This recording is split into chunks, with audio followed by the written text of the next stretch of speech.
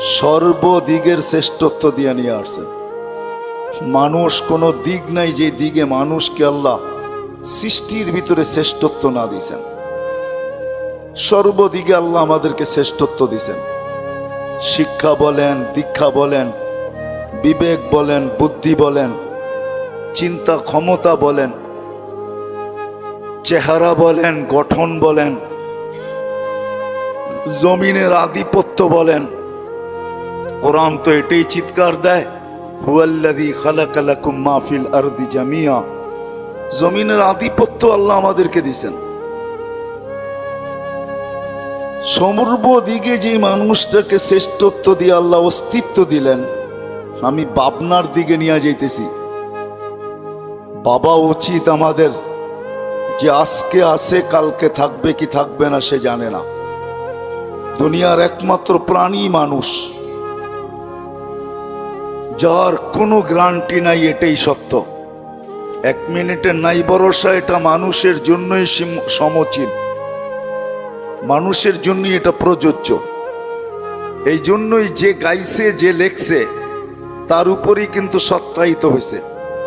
ফিরোজ শাহ লেখছে, গাইছে, স্টেজে সেই গান গাইতে যাই জান দিছে। আল্লাহ তার উপরে সত্যায়িত করছেন।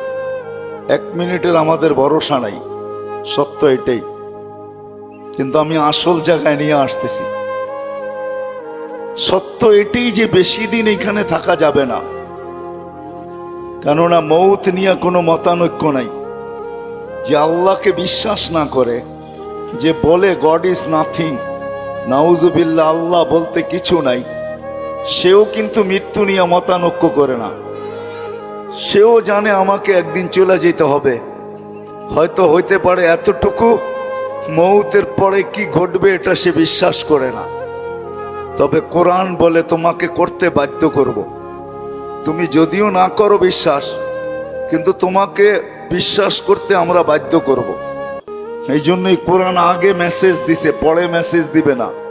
আজকেই কোরআন মেসেজ দিয়া রাখছেন যে তোমাকে বিশ্বাস করতে বাধ্য করব। তখন তুমি চিৎকার দিবে আর বলবে, রব্বানা ইন্নানা আবসারনা, মালিক চোখে দেখা ফেলছি, ফারজি'না আমাল সালিহা, ফিরত পাঠান, নেক কাজ করে আসবো, ইন্না লামুকিনুন, বিশ্বাস হয়ে গেছে। তো আল্লাহ মেসেজ আগেই দিয়া রাখছেন যে তোমাকে কিন্তু আমি বিশ্বাস করতে বাধ্য করব। তুমি আজকে যদিও নাকি স্বাধীনতার কারণে তুমি বলতে পারো, কেননা আল্লাহ আমাদেরকে 5টা স্বাধীনতা দিয়েছেন।